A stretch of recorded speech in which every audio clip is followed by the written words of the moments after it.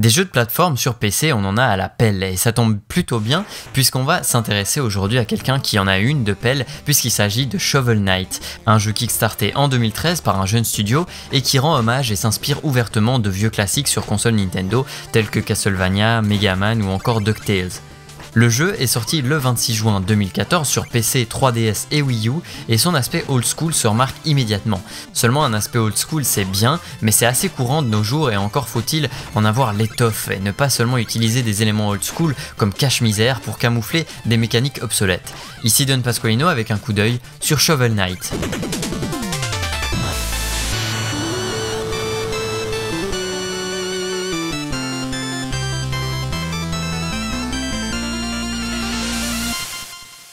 Shovel Knight est développé par un tout jeune studio du nom de Yacht Club Games avec une seule idée en tête, retrouver l'essence des jeux de plateforme mythiques du début des années 90, un temps que les moins de 25 ans ne peuvent pas connaître. Leur but était donc de digérer tout ça, tout ce qui se faisait le charme des jeux de cette époque et de le proposer au travers d'un titre original. Ça passe d'abord par un style visuel bien précis que vous pouvez voir à l'écran, délibérément pixelisé avec une palette de couleurs qui rappellera les vieux jeux 8 bits Nintendo et titillera la fibre nostalgique des amateurs de vieux jeux ou de rétro gaming. Personnellement, moi qui étais à peine né à cette époque, ça me fait un peu ni chaud ni froid et j'ai même trouvé que certains choix de design étaient quand même d'un certain mauvais goût. La palette de couleurs par exemple qui pourra paraître un petit peu trop criarde et qui n'est donc pas toujours très agréable à regarder, et la direction artistique, même si elle fait dans le what the fuck de manière assez volontaire, reste douteuse par endroits, notamment pour le design de certains ennemis.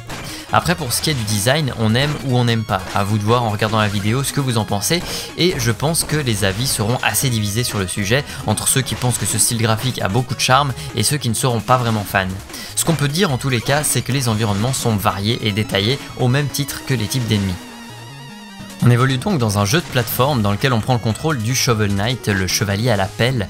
La jouabilité est extrêmement simple parce qu'elle se base elle aussi sur une manette NES, en fait on peut le voir dans les options pour plus d'authenticité. La croix directionnelle ou le stick qui est utilisé pour se déplacer, un bouton pour sauter, un bouton pour frapper, rien de plus. Le chevalier peut aussi faire des dégâts depuis les airs par contre en utilisant sa pelle comme un pogo stick à la manière de Picsou dans DuckTales. On peut aussi ajouter à ça le fait qu'on va trouver au fil du jeu des reliques qui sont des objets octroyant des capacités spéciales diverses et variées qu'on pourra utiliser en jeu pour peu qu'on ait du mana. Donc on va pouvoir par exemple tirer des boules de feu ou éviter les dégâts, mais ça utilisera notre pool de mana. Les phases de plateforme sont très sympathiques et la courbe de progression est bien pensée. Contrairement au jeu actuel, le titre ne va pas vous prendre par la main et vous expliquer chaque type d'ennemi et chaque possibilité de gameplay avec un texte, et ça c'est un élément old school qui est appréciable. Vous êtes lancé dans le jeu et ce sont les level designers qui ont la tâche en fait de concevoir des niveaux dans lesquels vous allez comprendre progressivement par vous-même de quoi il s'agit et apprendre aussi par vous-même quelque chose qui est plus gratifiant.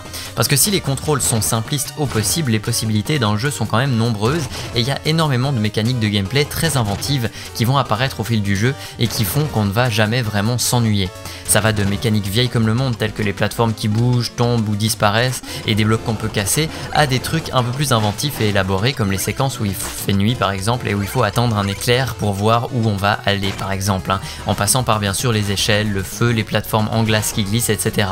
Bref, il y a vraiment toute une palette d'éléments de level design super bien pensés et bien agencés qui rendent vraiment toute l'expérience très variée. Le titre propose un écran de map similaire à celle d'un Mario qui va vous permettre de choisir les niveaux que vous allez faire et il y a plusieurs checkpoints en fait dans chaque niveau sur lesquels vous pouvez réapparaître lorsque vous mourrez et chaque niveau a un boss de fin. Un compromis qu'ils ont fait pour que ce soit pas trop difficile, c'est que les vies sont illimitées. En fait vous pouvez mourir le nombre de fois que vous voulez, ça va pas changer grand chose. La seule pénalité que vous avez lorsque vous mourrez, c'est de devoir recommencer au dernier checkpoint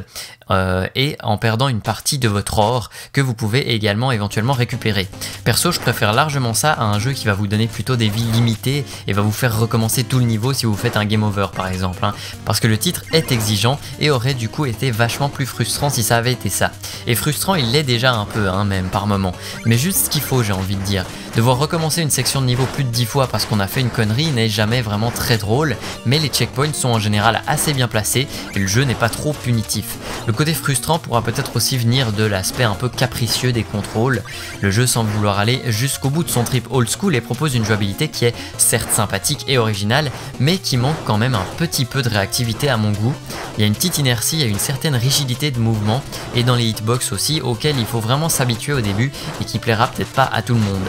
Mais une fois qu'on a pris le coup de main, ça va quand même assez bien. En tous les cas, le jeu propose tout de même un challenge assez relevé, mais rarement injuste ou trop dur pour le principe ou pour gonfler la durée de vie. Et ça, c'est bien. Certaines phases de plateforme sont difficiles et les boss sont puissants, mais jamais insurmontables. D'ailleurs, si le design de ces boss est en général très sympathique, je dois leur reprocher d'être assez inégaux quand même en termes de qualité, parce que certains ont des patterns un peu aléatoires, et la chance ou le bourrinage fonctionne bien mieux pour les battre que le fait d'étudier leur comportement et d'agir en conséquence, ce qui est un peu dommage. En plus de la plateforme, comme je l'ai mentionné, il y a aussi un petit côté RPG ou Metroidvania, on peut dire, dans Shovel Knight, du fait qu'il est possible d'acheter des objets et des upgrades ou de les trouver, les acheter dans les villages avec l'or qu'on récolte dans les niveaux, mais on peut aussi les trouver dans les niveaux, justement, des reliques, on peut les trouver au fil du jeu, et dont certaines de ces reliques sont vraiment très utiles et rajoutent une couche de profondeur aussi au gameplay. C'est un côté qui est aussi très bien géré et qui ajoute un peu de challenge pour ceux qui souhaitent par exemple trouver tous les objets et toutes les améliorations. Enfin, il faut mentionner le scénario du jeu qui, s'il n'a rien de très original ni vraiment de prenant, permet aux développeurs quand même de montrer qu'ils ont une fine plume, parce que les dialogues sont très intelligemment écrits, avec un bon nombre de double sens, de jeux de mots, de vannes subtiles et de références. D'ailleurs, en parlant de références, les clins d'œil visuels à tous les types de jeux vidéo sont également légion dans le titre, et ça ajoute une certaine plus-value, encore une fois. Pour tout ce qui est des dialogues écrits, par contre, il faudra avoir un certain niveau d'anglais pour pouvoir tout comprendre, parce que le jeu n'est pas encore traduit à l'heure actuelle. Sinon, tant qu'on est au niveau artistique, mention spéciale à la soundtrack Chiptune, composée par Jake Kaufman, qui alors là est vraiment excellente et aussi très variée, et que je recommande. D'ailleurs, vous pouvez même la télécharger séparément sur Bandcamp. Au final, pour 15 €, Shovel Knight, c'est une bonne pioche et ça tombe bien puisqu'on parle de pelle, pour peu qu'on aime les jeux de plateforme à tendance rétro. Le titre reprend beaucoup d'éléments des jeux 8 bits mythiques dont il s'inspire, les mélange et en ajoute de nouveaux, et du coup l'étoffe old school est bien là et est assumée jusqu'au bout des ongles, et le soft constitue donc un très bon hommage à cette période de jeu de plateforme. Une difficulté relevée mais bien gérée, un level design très travaillé et varié, une profondeur dans le gameplay amenée par les différentes reliques et upgrades, et une bande sonore superbe sont les meilleures qualités de Shovel Knight. Et malgré quelques petites faiblesses au niveau de la jouabilité et un design 8 bits peut-être un peu trop old school, qui certes ravira la nostalgie des amateurs de jeux rétro, mais dont tout le monde ne sera pas forcément amoureux, le jeu s'avère convaincant. En outre, il propose une durée de vie d'environ 6 heures pour un joueur moyen, un peu plus si vous souhaitez trouver tous les secrets, et des contenus supplémentaires gratuits liés au Kickstarter sont en approche, par exemple les modes Battle, Challenge et de nouvelles campagnes. Le prix de 15 € paraît donc tout à fait honnête pour ce type de contenu, c'est donc un bon premier jeu de la part de Yacht Club Games. Voilà, c'était Don Pasqualino avec un coup d'œil sur Shovel Knight, merci d'avoir regardé et bon jeu à tous, allez à plus les amis.